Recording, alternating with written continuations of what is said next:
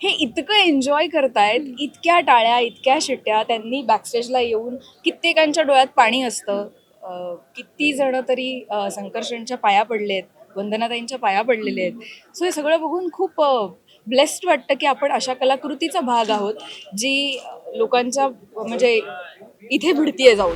नमस्कार, मी मधुरा शिंदे आणि कलाकृती मिळणार तुम्हा सगळ्यांचं मनापासून स्वागत आहे. झी नाट्यगौरव पुरस्कार 2024 रेड कार्पेटवर माझ्याबरोबर आहे तुमच्या सगळ्यांची लाडकी अभिनेत्री तन्वी. हाय, हॅलो, कशी आहे? मस्त, खूप महिन्यांनी आपण ऑलमोस्ट मालिकेच्या नंतर आता भेटलोय. कशी आहेस तू? मजेत आहे, एकदम छान आहे. कसं चाललंय नाटक?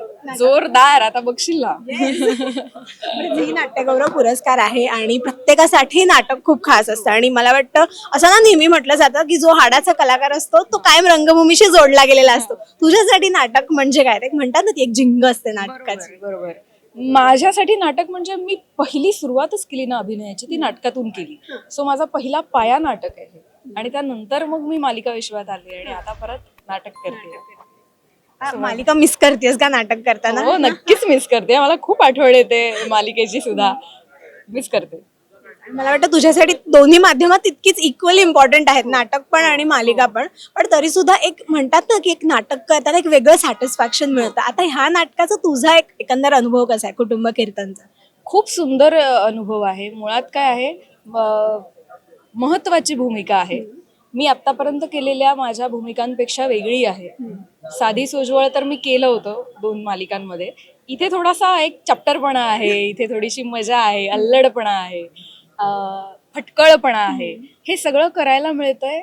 भाषा वेगळी आहे, मराठवाड्याची भाषा आहे आणि इतके दिग्गज कलाकार आहेत सोबत. भरपूर प्रयोग आहेत, उत्तम निर्मिती संस्था आहे. सो सगळं खूप छान आहे आणि त्यामुळे मजा येते खूप. पहिल्या प्रयोगाची अशी काही खास आठवण आठवते तुला, किंवा त्या पहिल्या प्रयोगाला जो असा टाळ्यांचा छान कडकडाट झालेला तुमच्यासाठी? हो, नक्कीच आठवतंय. म्हणजे आम्ही तेव्हा आधी आपल्याला अंदाज नसतो ना, विशेषतः विनोदी नाटकांच्या वेळेला आम्ही हसत असतो जेव्हा आमच्या तालमी असतात तेव्हा. पण प्रेक्षकांना काय आवडतंय, ते त्या जागांवर हसतायत का, या सगळ्याचा अंदाज येतो. आणि जेव्हा आम्हाला कळलं की अरे हे इतकं एन्जॉय करतायत, इतक्या टाळ्या, इतक्या शिट्ट्या. त्यांनी बॅकस्टेजला येऊन कित्येकांच्या डोळ्यात पाणी असतं. किती जण तरी संकर्षणच्या पाया पडलेत, वंदनाताईंच्या पाया पडलेले आहेत. सो हे सगळं बघून खूप ब्लेस्ड वाटतं की आपण अशा कलाकृतीचा भाग आहोत जी लोकांच्या म्हणजे इथे भिडतीये जाऊन. आयुष्यातला पहिला अवॉर्ड आठवतं तुला कधी मिळालेला? कोणताही असेल तो पुरस्कार, पण पहिला नाटकासाठीच मिळालाय मला. मी जेव्हा हौशी रंगभूमीवर काम केलं तेव्हाही मला स्त्री अभिनयाचं मिळालं होतं. ते माझं पहिलं होतं.